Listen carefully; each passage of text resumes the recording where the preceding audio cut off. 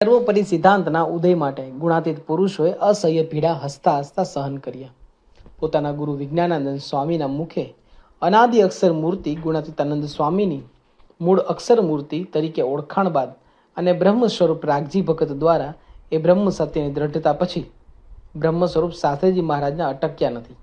જ્યાં જ્યાં તક મળી છે ત્યાં ત્યાં શ્રીજી મહારાજ વરસ્યા છે અને ગુણાતીત બીજનું વાવેતર કર્યું છે, સિંચન કર્યું છે.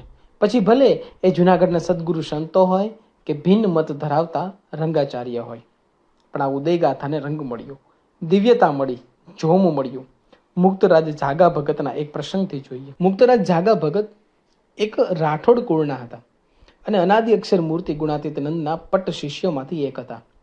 સતત 14 વર્ષ સુધી સ્વામીને એમણે સેવ્યા હતા અને ગુણાતીત જ્ઞાનના ઘૂંટ પીને એક સિદ્ધ અવસ્થા પ્રાપ્ત કરી હતી. મનમાં એક જ એષણા હતી કે ગુણાતીતાનંદ સ્વામી એટલે મૂળ અક્ષર અને સહજાનંદ સ્વામી એટલે મૂળ પુરુષોત્તમ, અને જ્ઞાનના પ્રવર્તનવાન એમણે જીવન હોમી દીધું. આચાર્ય વિહારીલાલજી મહારાજ એક વિદ્વાન આચાર્ય હતા અને ગુણાતીતાનંદ સ્વામીના હસ્તે વર્તમાન ધારણ કર્યા હતા, અને એમણે પણ ભાવ હતો કે ગુણાતીતાનંદ સ્વામી એ જ મૂળ અક્ષર છે, પણ કોઠારી ગોવર્ધનભાઈ અને કોઠારી ભીમજી ભગવાનના પ્રભાવથી આ સત્યને સમર્થન કરતા ડરતા હતા. એકવાર કોઈએ કહ્યું કે આચાર્ય વિહારીલાલજી મહારાજને કોઈ સંતાન નથી અને સંતાન માટે ખૂબ જ દવા દારૂ કરી રહ્યા છે.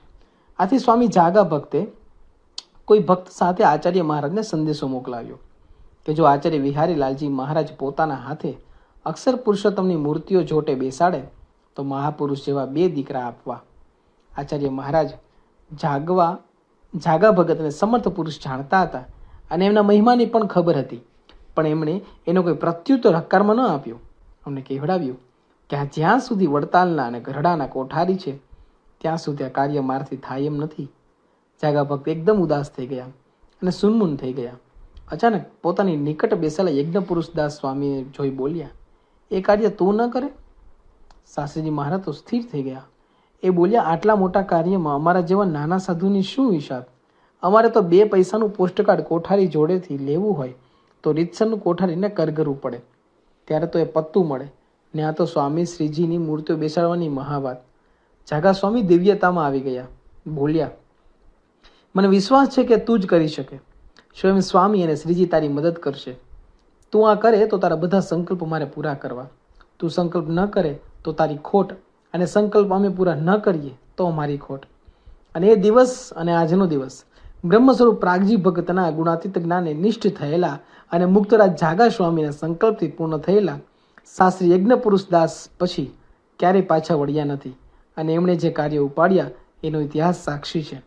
વડતાલ છોડ્યાના વર્ષમાં તો બોચાસણમાં અક્ષર પુરુષોત્તમ મહારાજ મધ્ય મંદિરમાં બેસી ગયા, અને એ પછી તો બીજા 4 શિખરબદ્ધ મંદિરોમાં સ્વયં શાસ્ત્રીજી મહારાજે અક્ષર પુરુષોત્તમ મહારાજને બેસાડ્યા અને બ્રહ્માંડમાં આ સર્વોપરી સિદ્ધાંત ગુંજી ઉઠ્યો.